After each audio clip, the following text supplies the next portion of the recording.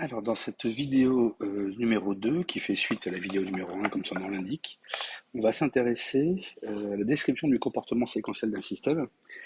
Donc, on a vu dans la vidéo 1, c'était quoi un système logique, et notamment la différence entre un système logique combinatoire et un système à logique séquentiel. On a vu comment, dans la vidéo 1, comment décrire par une fonction mathématique l'évolution des grandeurs de sortie en fonction des grandeurs d'entrée, avec la notion de fonction logique, qui sont des variables binaires. Ici, on va essayer de s'intéresser à voir comment on peut justement décrire le comportement, mais cette fois-ci d'un système logique séquentiel. Alors, au lieu de chercher à déterminer finalement cette fonction f, qui relierait la sortie s de t comme une fonction qui prend deux arguments en entrée pour un système à logique séquentiel qui seraient les entrées, e de t, et puis le s de t moins delta t, comme on l'a présenté dans la vidéo 1, en fait, on ne va pas utiliser une équation mathématique, on va plutôt utiliser un outil graphique qui va permettre de décrire finalement le comportement de notre système séquentiel. Donc l'objectif de cette partie, c'est de décrire séquentiellement. Alors quand je dis séquentiellement, ça veut dire par séquence. Donc du coup, temporellement, on va essayer de décrire l'évolution dans le domaine temporel du comportement attendu d'un système, au sens d'un système logique séquentiel. Et donc, comme je l'ai dit, on va utiliser plutôt un outil graphique et notamment dans les diagrammes 6ML. Vous avez vu les diagrammes de cas d'utilisation, diagrammes des exigences, diagramme IBD, BDD. Ben, il y en a un autre qui s'appelle diagramme State Machine, STM, qui est proposé ici, qui signifie en français un machine d'état ou diagramme d'état, les deux vocabulaires existent. Donc en fait, cet outil, ça va être un outil graphique qui va permettre de décrire graphiquement les différents états que va prendre le système et puis les transitions qui vont être possibles entre ces états. Donc pour faire simple, la description graphique que l'on va utiliser, elle va ressembler à celle qui est proposée ici. Donc uniquement la partie noire, la partie rouge, ce sont des commentaires. Donc du coup, on voit bien que c'est purement graphique, et donc on va mettre sous la forme de rectangle les différents états que va prendre le système. On va tenter de donner juste après une définition de c'est quoi un état d'un système, et puis ces états en fait sont reliés par des flèches, des arcs orientés, que l'on appelle des transitions. Ici, on a un état initial, c'est-à-dire finalement l'état de départ du système, et puis si ça existe, un état final. Voilà. Donc ici, on a un système qui a un état initial, un état final, deux états, et puis trois transitions qui relient ces états, l'état initial, l'état final et les deux états qui sont les états 1 et 2. Donc, vous voyez que c'est une représentation graphique. Très, très sommairement, on reviendra dessus aussi. Une transition, c'est quoi? C'est ces fameuses arcs orientés entre deux états. En fait, c'est une condition de passage. C'est-à-dire que ça va nous permettre de dire, notre système est dans un état particulier, par exemple l'état 1. À quelles conditions on va passer de l'état 1 à l'état 2? Et ça sera la notion de transition qui permet de passer d'un état source, qui est par exemple l'état 1, et vers un état cible qui est l'état 2. Alors, essayons de donner une définition de ce qu'est un état. Ce qu'est un état. Un état, en fait, ça va permettre de modéliser une phase de fonctionnement du système. Et pendant cette phase, quand le système est dans un état particulier, donc il est dans une phase particulière de fonctionnement, pendant cette phase, on va essayer de décrire que le système il accomplit un certain nombre de tâches. Un certain nombre de tâches. Ces tâches qu'on va appeler actions ou activités, on reviendra sur la définition de c'est quoi une action, c'est quoi une activité. Donc soit il fait quelque chose, soit une action, une activité, soit finalement il fait rien, et il attend quelque chose. Et ce quelque chose, généralement, sera un événement. Il y a un état du système, donc par exemple les états 1 ou les états 2 qu'on voit sur cette diapositive, ils peuvent être actifs ou inactifs. Quand il est actif, c'est-à-dire qu'il va réaliser un certain nombre d'actions ou d'activités, et quand il est inactif, il ne fait rien puisque ce n'est pas l'état qui est actif. Donc essayons de donner des exemples de ce que peut représenter l'état d'un système. On va prendre comme exemple une barrière de parking qui est ici, où c'est très simple. Nous, ce que l'on veut, c'est simplement cet élément-là qu'on appelle la lisse sur un système de type barrière. La lisse, elle est soit ouverte, soit fermée. Donc du coup, on va essayer de décrire finalement quels sont les états possibles d'une barrière de parking. En fait, rien que pour répondre à cette question, en fait, la réponse est multiple. Est multiple. La première possibilité, je vais la marquer ici, possibilité 1, pour décrire les états du système, on peut dire la lisse, elle est ouverte et la lisse est fermée. Ça. Du coup, soit on est dans cette position-là, soit on est dans cette position-là. Donc ça, c'est une première possibilité. Finalement, de façon factuelle, quand on voit une barrière de parking, on dit les deux états qui sont possibles, c'est la lisse est ouverte ou la lisse elle est fermée. Ça, c'est une première possibilité. Deuxième possibilité, possibilité 2, on peut dire un premier état qui serait par exemple la lisse est en mouvement, elle est en train de bouger. Je ne précise pas si elle monte ou si elle descend, mais elle est en mouvement. Et le deuxième état possible, c'est la lisse est à l'arrêt. Que ce soit pour la possibilité 1 ou la possibilité 2, je vois que finalement, la description des états, de la phase de fonctionnement du système, sont deux possibilités, deux doubles états qui sont totalement différents. Totalement différents. Pour autant, c'est tout aussi bon, entre guillemets, de répondre quels sont les états de la barrière de parking, de répondre ceci, que de répondre ceci. Et puis on peut même imaginer une troisième possibilité, puis on peut encore en imaginer d'autres. Hein. Possibilité 3, ici, on pourrait dire la lisse monte. Deuxième état possible, la lisse descend.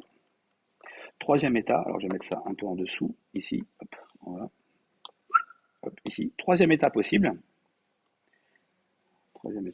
la lisse est à l'arrêt. Elle est immobile, elle est immobile.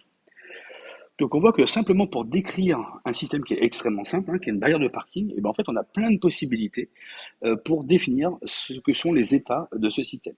Donc les trois réponses sont parfaitement pertinentes. On verra que ça aura une conséquence finalement.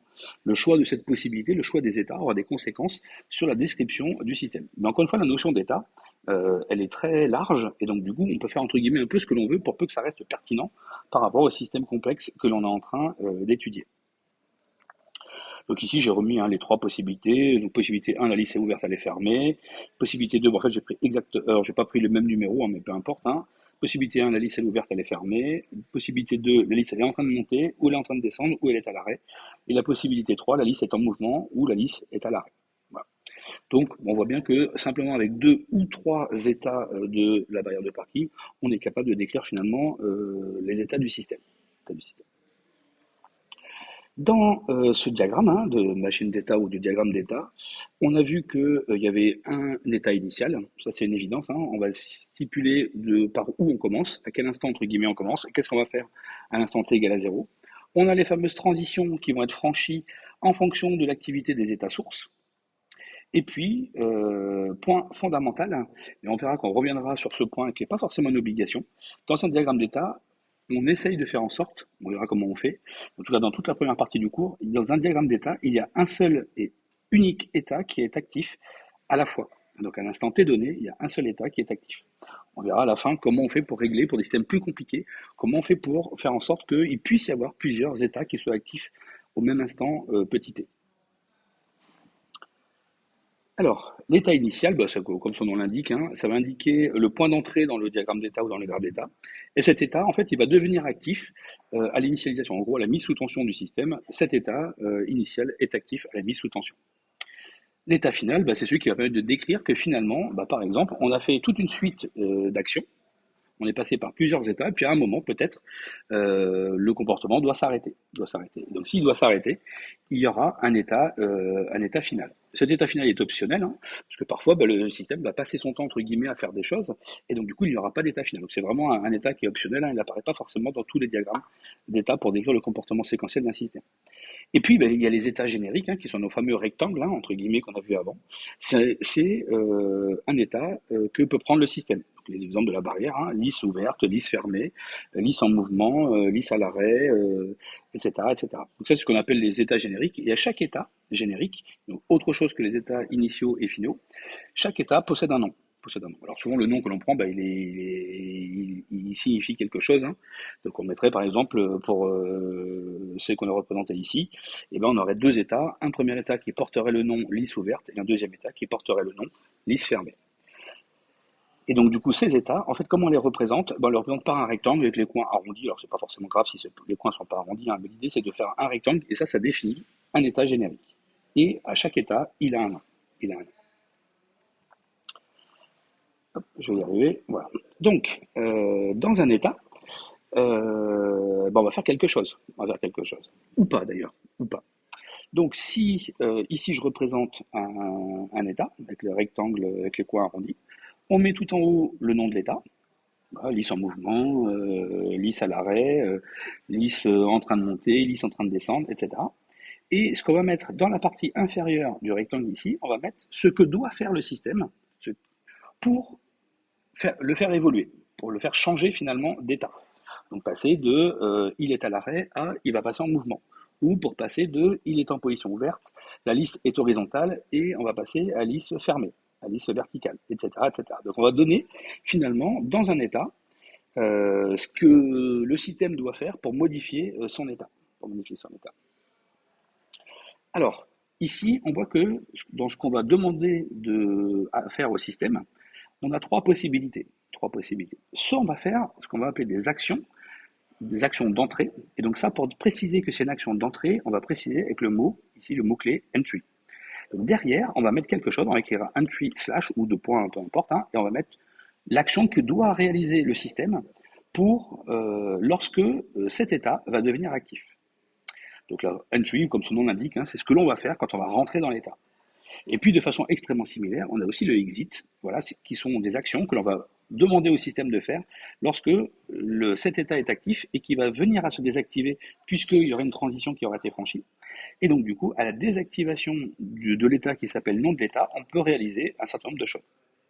Et puis quand le système est en fonctionnement, l'état est actif, cet état est actif. Après l'exécution du entry, on peut demander au système de réaliser un certain nombre d'actions. Enfin, d'activités. Alors, action ou activité, on reverra juste après les définitions de ces deux termes. Donc, on va demander au système de passer son temps à faire quelque chose. Du coup, on utilise le vocabulaire do en fonction des langages des logiciels que l'on utilise. On l'appelle soit do, soit during, qui signifie bien évidemment pendant. Pendant que l'état est actif, on va réaliser un certain nombre de choses que l'on va appeler des activités. Alors justement, essayons de faire la distinction entre c'est quoi une action et c'est quoi une activité. C'est pas tout à fait la même chose. En fait, une activité, ça prend du temps et c'est quelque chose qui est interruptible. Donc on va la trouver tout le temps, obligatoirement, cette notion d'activité. On la trouvera uniquement, toujours, dans soit un during, soit un do. Voilà. Donc cette activité, c'est quelque chose qui prend du temps, c'est pas quelque chose d'instantané. Donc par exemple, émettre le son d'une musique, à la base on ne connaît pas la durée de la musique, donc on va dire émettre le son d'une musique. Si la musique dure 2 secondes, et du coup elle durera 2 secondes. Si elle dure 5 minutes, elle durera 5 minutes. Mais au bout de 3 minutes, si elle dure 5 minutes, au bout de 3 minutes, je peux en sortir. Donc ça, c'est ce qu'on va appeler une activité. C'est une activité. Ça prend du temps. Ça prend du temps. Et on sera capable de l'interrompre, cette activité. Donc émettre le son d'une musique, chauffer, donc mettre en température une pièce, hein, d'une maison, ça prend du temps. Ça prend du temps. Donc ça, c'est ce qu'on appelle une activité. Ça prend du temps. Par opposition avec la notion d'action, une action, en fait, c'est comme son nom l'indique, c'est une action qui ne prend pas de temps. Et puisqu'elle ne prend pas de temps, du coup, on ne peut pas l'interrompre, hein, puisque de toute façon, elle prend une durée nulle pour s'exécuter. Qu'est-ce que des exemples d'actions qui ne prennent pas de temps? Par exemple, on peut s'amuser quand on fait du comptage. Quand on va écrire, par exemple, C égale C plus 1, on va incrémenter un compteur. On va considérer que cette action d'incrémenter un compteur, ça ne prend pas de temps. Ça ne prend pas de temps. Ou d'initialiser des variables, de mettre à 0, de mettre à 1 certaines variables. Ça, c'est des actions, puisqu'en fait, ça ne prend aucun temps. Aucun temps. Et donc, du coup, ces actions, on va les retrouver obligatoirement dans les entry et dans les exits. On pourrait les retrouver dans le do, mais généralement, on les retrouve plutôt dans le entry ou dans le exit. Par contre, il n'y aura jamais d'activités qui seront dans le entry et l'exit, parce que ça, forcément, une activité, ça prend du temps, et donc du coup, on n'a pas le droit de le faire. On n'a pas le droit de le faire. Donc ça, c'est pour la distinction entre action et activité. Bon, j'ai déjà dit, hein, forcément, quand l'état qui s'appelle nom de l'état va devenir actif, au moment où il va devenir actif, qu'est-ce que l'on va faire? On va commencer par exécuter la première chose, là où les actions qui sont associées à entry. Comme ceci, c'est une action, ça ne dure pas, immédiatement après avoir réalisé cette ou ces actions, on va passer au do, au doing. Donc là, on va faire une ou plusieurs activités qui peuvent prendre du temps et qui sont interruptibles. Et puis, quand cet état va devenir inactif, parce que du coup, il y a une transition qui mène vers un autre état et que cette condition de passage qui est ici va devenir vraie, alors cet état qui initialement était actif va devenir inactif. Et donc du coup, c'est l'état d'à côté, c'est cet état-là qui va devenir actif. Et donc du coup, au moment où on va sortir de l'état, du nom de l'état, quand il va devenir inactif, au moment où il va devenir inactif, qu'est-ce que l'on va faire? On va venir exécuter là où les actions associées au exit. Donc là, c'est assez simple finalement à comprendre.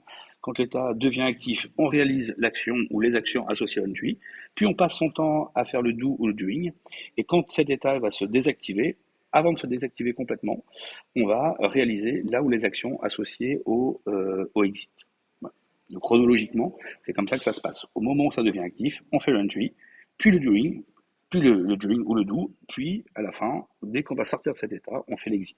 Voilà, c'est assez simple à comprendre. Alors, petite remarque, hein, le do ou le doing, il essaie des mots-clés qui sont optionnels. C'est-à-dire que s'il n'y a pas de entry et qu'il n'y a pas de exit, puisqu'on ne fait pas d'action particulière à l'activation de l'état et ni d'action particulière à la sortie de l'état, et on fait que du do ou du doing, en fait le mot do en fait il est implicite, do ou doing c'est implicite. Donc parfois entre guillemets on peut être amené à simplement écrire que ceci dans ce qu'il faut faire dans un état, puisqu'il n'y a ni de entry ni de exit, c'est forcément du do ou du doing. Alors, maintenant qu'on a vu ce que c'était qu'un état, comment on va décrire ce que doit faire le système pour évoluer, essayons d'analyser ces fameuses conditions de passage, autrement dit ces transitions. Donc une transition, c'est un arc qui est orienté, bien évidemment, et il y a une seule flèche. Voilà. C'est pas une flèche dans les deux sens, mais une flèche dans un seul sens, qui va relier un état source, en l'occurrence ici l'état 1, vers un état cible ou un état destination, qui est l'état 2. Donc cette transition, en fait, c'est la fameuse condition de passage qui va permettre de passer d'un état à l'autre, de barrière ouverte vers barrière fermée, de barrière en mouvement à barrière à l'arrêt. À quelles conditions est-ce que l'on va faire ça? Du coup, ça c'est la notion de transition. Alors une transition, la syntaxe la plus complète, elle fait apparaître 3 éléments. Et la syntaxe que l'on va utiliser, c'est celle qui est proposée ici, qui est normée dans la norme SysML. Donc, dans une transition, on peut retrouver 3 choses. La première, un événement, puis entre crochets, une condition de garde, slash, éventuellement, un effet.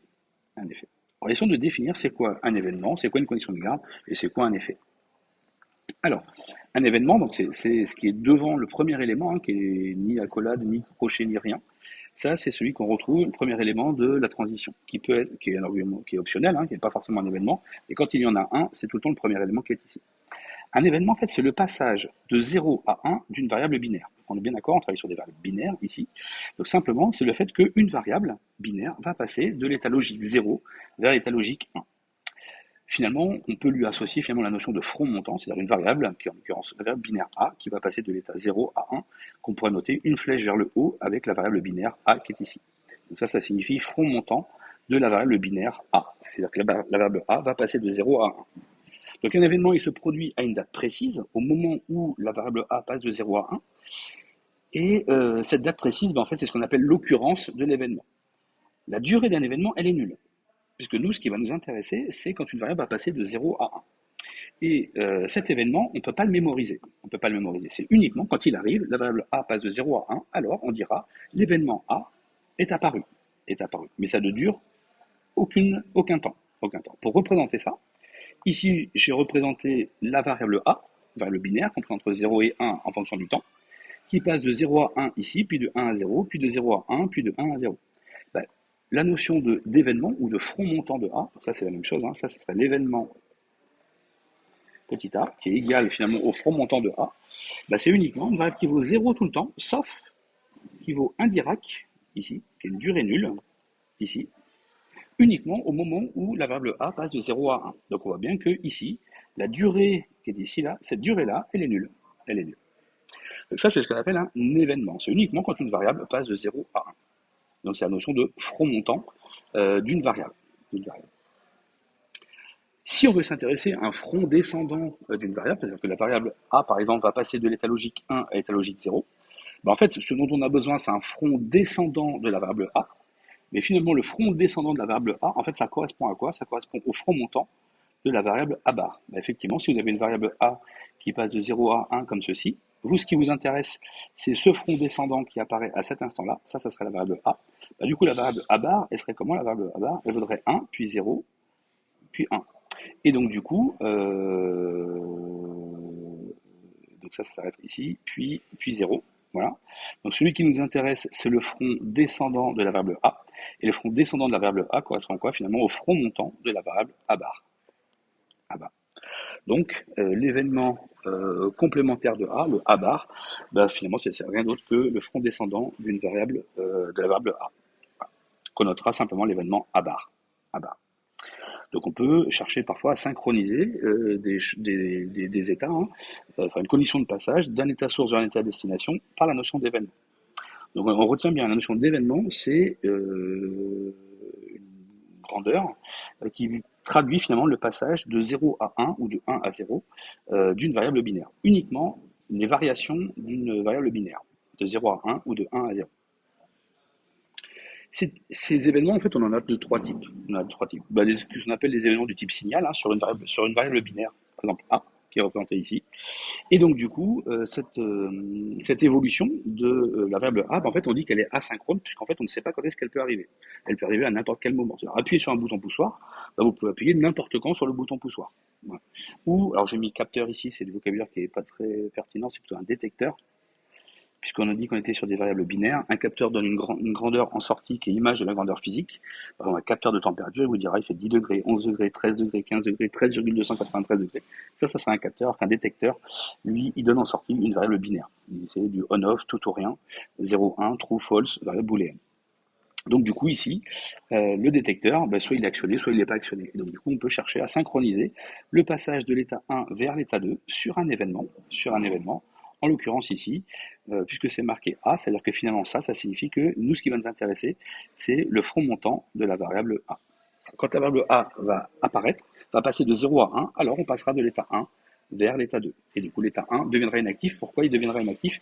Puisqu'on a dit qu'on part du principe qu'un seul état peut être actif à chaque instant dans tout le diagramme d'état. Donc ça, c'est ce qu'on appelle un événement du type signal. On peut aussi avoir un événement du type temps. Que finalement, on veut dire par exemple au bout d'un certain temps ou après une certaine durée, on va faire quelque chose. Et donc typiquement, bah, le mot-clé qu'on va utiliser pour les événements temporels du type time event, ça va être le mot-clé after.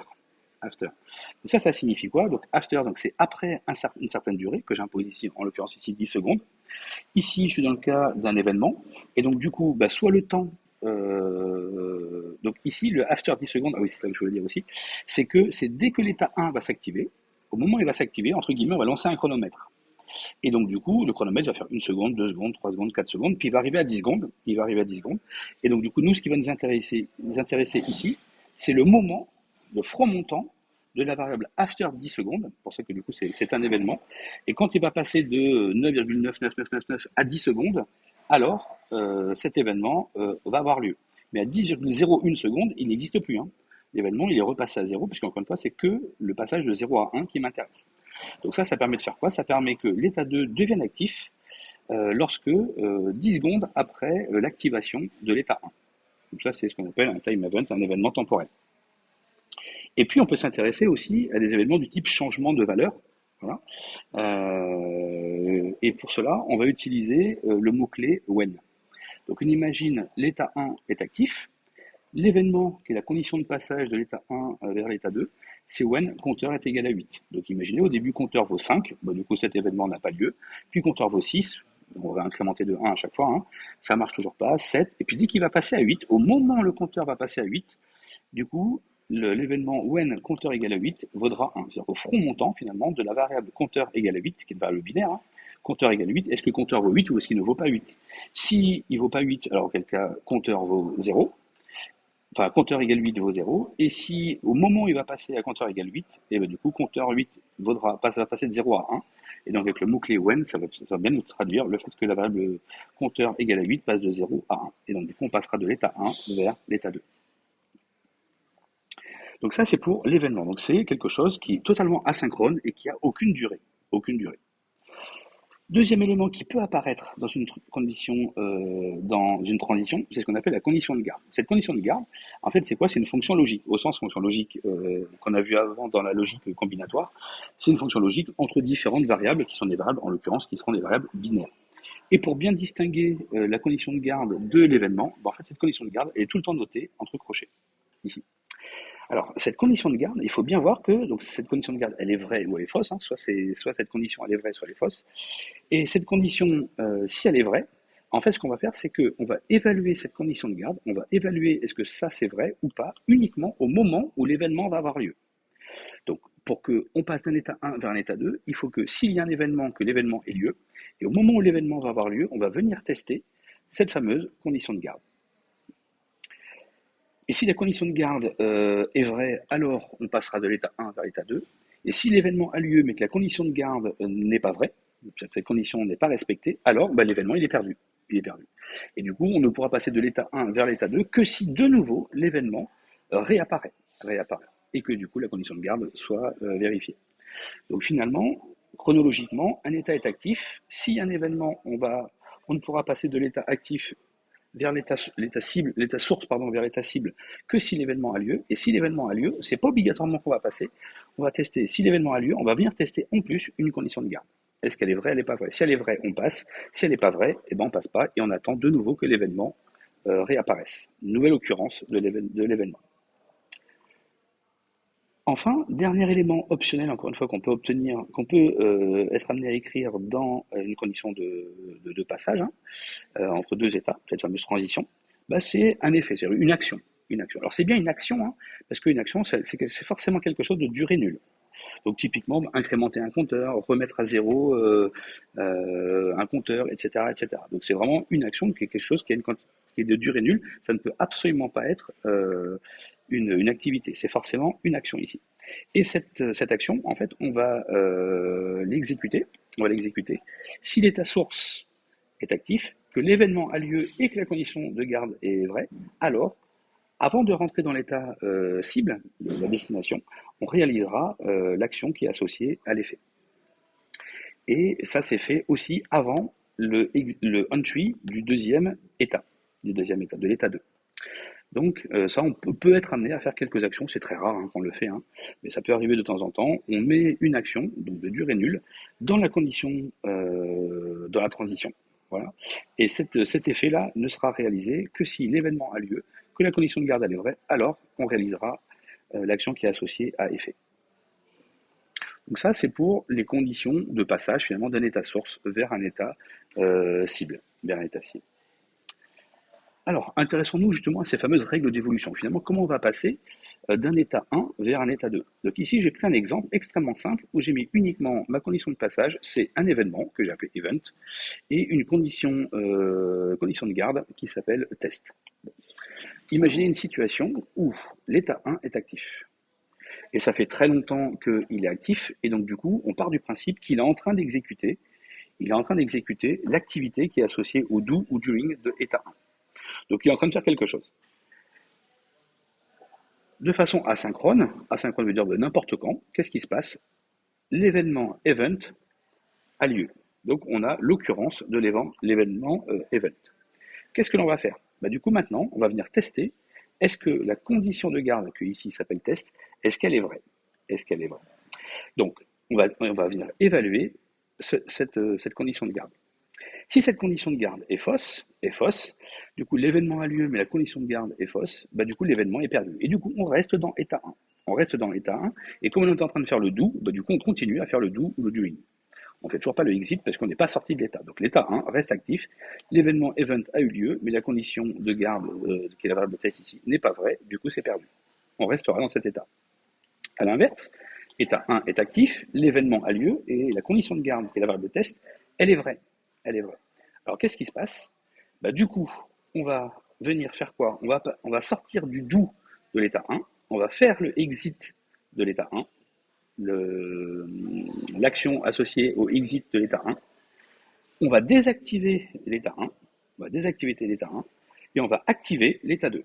On va activer l'état 2.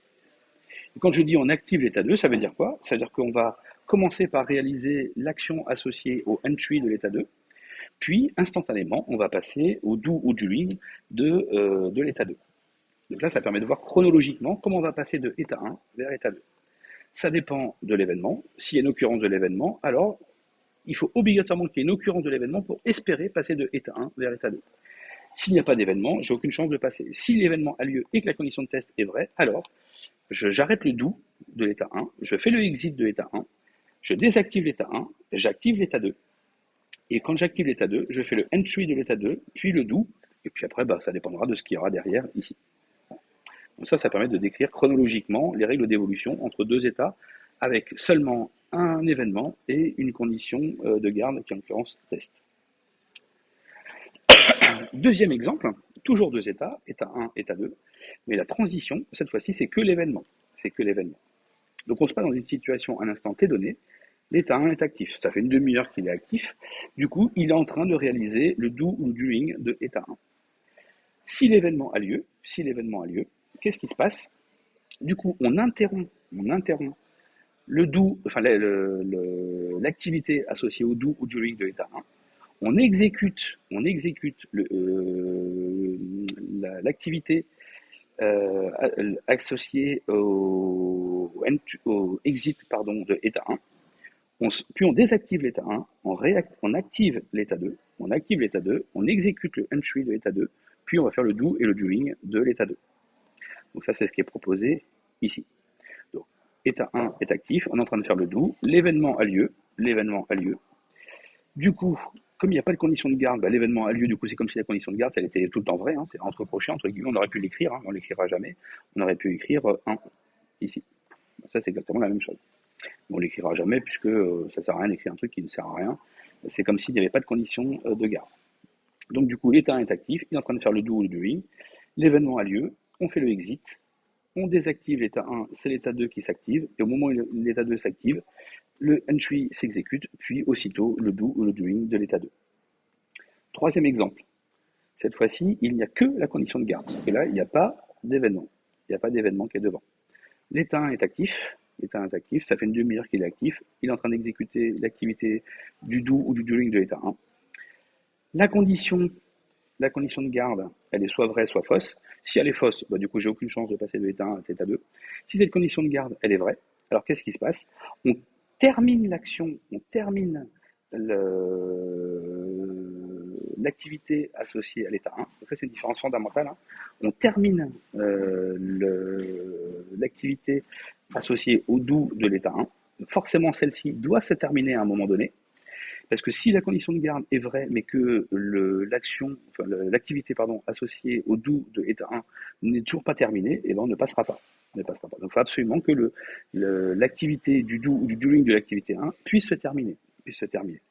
Donc on attend qu'elle se termine, puis ensuite qu'est-ce que l'on fait? On fait le exit de l'état 1, on désactive l'état 1, on active l'état 2, et au moment où on active l'état 2, ça c'est le classique, hein, on fait le entry, puis le do, le doing. Vous voyez que le comportement est un peu différent. Ici, l'activité associée à état 1 se termine, alors que tout à l'heure, dans celui qui était ici, on l'interrompait, on l'arrêtait. Et cette fois-ci, elle va se terminer obligatoirement. Si elle ne se termine pas, du coup, je ne pourrai jamais passer de état 1 vers état 2. C'est-à-dire que si l'activité associée au do de l'état 1 ne se termine jamais, mon diagramme d'état, il est bloqué dans l'état 1. Donc forcément, l'activité associée au do de l'état 1, forcément, elle doit se terminer à un moment donné. Hein. C'est une obligation. Voilà. Et quatrième exemple de règle d'évolution, cette fois-ci, c'est pas un oubli, hein. Il n'y a aucune condition. De passage. Donc on imagine état 1 est actif. Ça fait une demi-heure qu'il est actif, il est en train d'exécuter l'activité du do ou du doing de état 1. Lorsque l'activité associée au do de état 1 se termine, donc là forcément comme tout à l'heure, hein, il va falloir qu'elle se termine à un moment donné. Quand elle sera terminée, alors qu'est-ce que l'on va faire? On va faire le exit de l'état 1.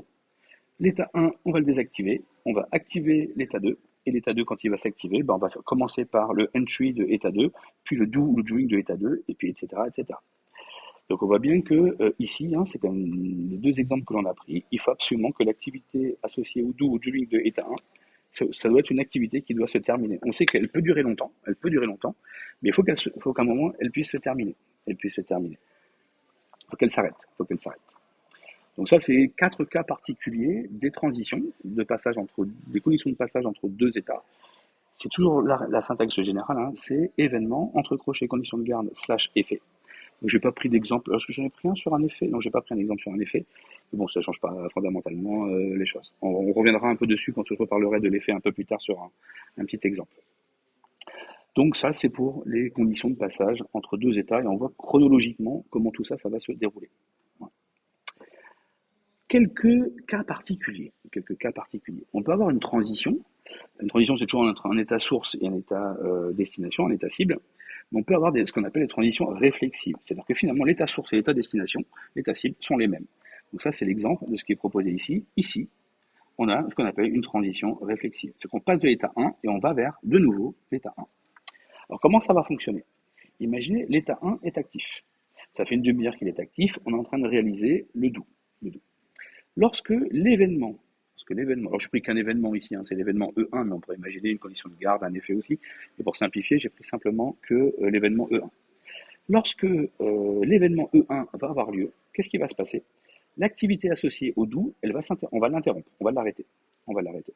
On va réaliser l'action associée au exit de l'état 1.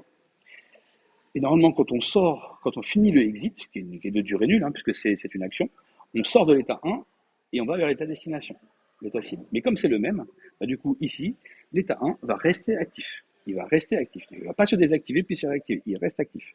Il reste actif. Et donc, du coup, malgré ça, il reste actif, mais on réalise quand même l'action associée au entry de l'état 1. Et puis, aussitôt, on relance, comme c'est une action, c'est de durée nulle, le entry, il passe immédiatement au do ou during et on relance finalement l'activité du do ou du during. Donc ça peut, on le verra, on fera plusieurs exemples hein, où il y a des transitions réflexives, où finalement l'état source et l'état cible et l'état destination sont les mêmes. On verra dans quel exemple, dans quel cas ça peut être intéressant, notamment quand on va faire du comptage, par exemple. Quand on va faire du comptage. Donc ça, c'est votre transition réflexive. Autre cas particulier, j'ai un système qui a 3 états. Ici, état 1, état 2, état 3. J'ai mes transitions, et puis ici, il y a un symbole un peu particulier qui est simplement un rond.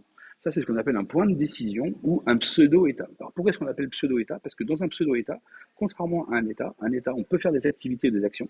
Dans un pseudo-état, on ne peut rien faire. On peut rien faire. En fait, finalement, c'est comme si c'était, entre guillemets, un état d'attente où on ne fait rien. On ne fait rien. Donc imaginons, l'état 1 est actif. L'état 1 est actif.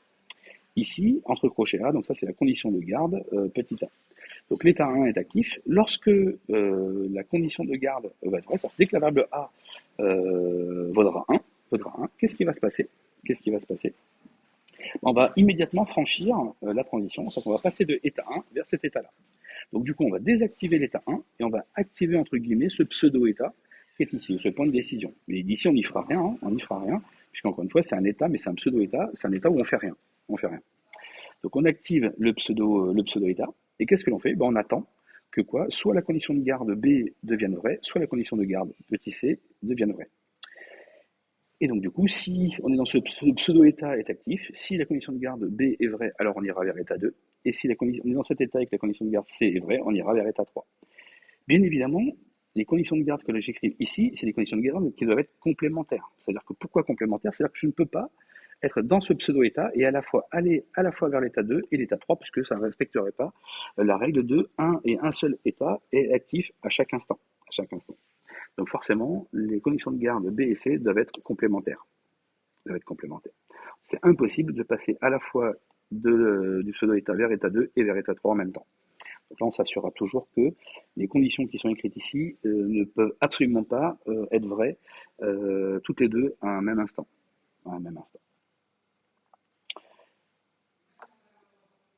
Deux derniers éléments, si je ne me trompe pas, notion d'état composite. En fait, un état composite, c'est simplement rien d'autre que ce qu'on pourrait appeler entre guillemets un macro-état, un super-état, qui permettra de décrire plus simplement le fonctionnement du système.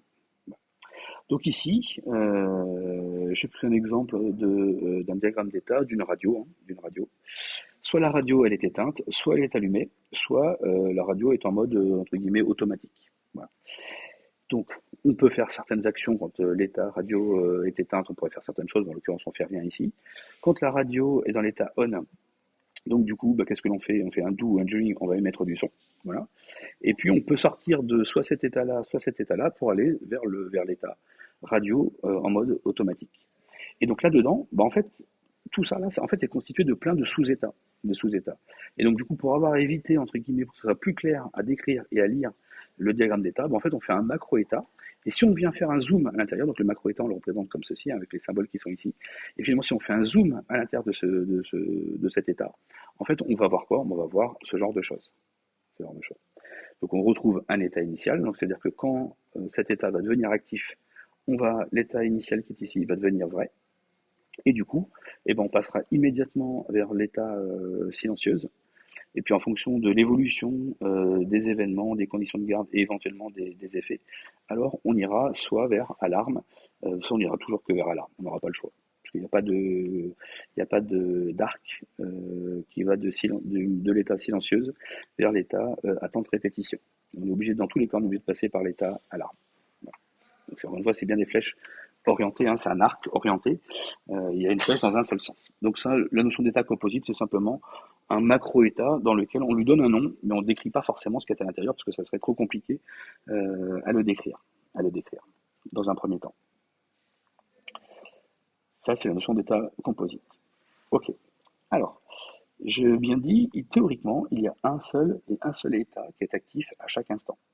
Parfois, ce qu'on a besoin de faire, c'est que justement, on veut faire plusieurs actions qui peuvent être menées en parallèle. En parallèle. Et ben pour faire cela, on va utiliser la notion d'état orthogonal. Orthogonal.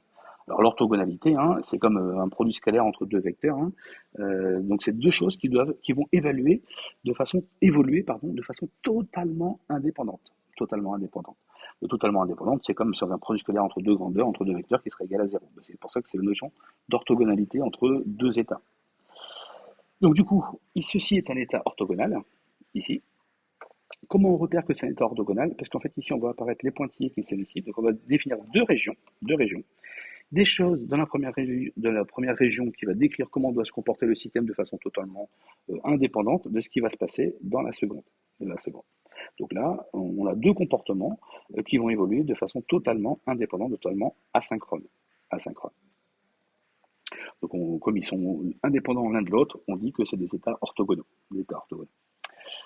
La condition de sortie d'un état orthogonal, c'est-à-dire quand est-ce qu'on va sortir d'ici, voilà, eh ben, il faut trois possibilités. Soit chacune des sous-régions a un état final, et donc du coup, on sortira de cet état orthogonal que si les états finaux de chacune des sous-régions sont activés, c'est-à-dire que finalement on a terminé tout ce qui était avant. Première possibilité, chaque sous-région a un état final et tous les états finaux sont activés. Première possibilité. Soit deuxième possibilité, une ou plusieurs régions n'ont pas d'état finaux. Du coup, il y en a au moins une région qui a un état final. Et bien du coup, la sortie de cet état orthogonal, c'est l'état final d'une des régions est activé et le dernier état des autres sous-régions, puisqu'il n'a pas d'état final, le dernier état est actif. Et puis, on peut imaginer la situation où aucune des régions n'ont d'états finaux. Et donc, du coup, c'est les derniers états qui sont ici, par rapport aux flèches. Encore une fois, c'est orienté, donc on sait forcément le dernier. C'est quand il n'y a rien qui va derrière le seul état qui n'a pas d'état cible. Hein. Quand tous les derniers états de chacune des sous-régions sont activés. Donc ça, c'est la situation où il n'y a pas d'états finaux dans chacune des régions. Donc là, ce qu'il faut bien voir, hein, c'est que ceci va évoluer de façon totalement indépendante de ce qui est ici.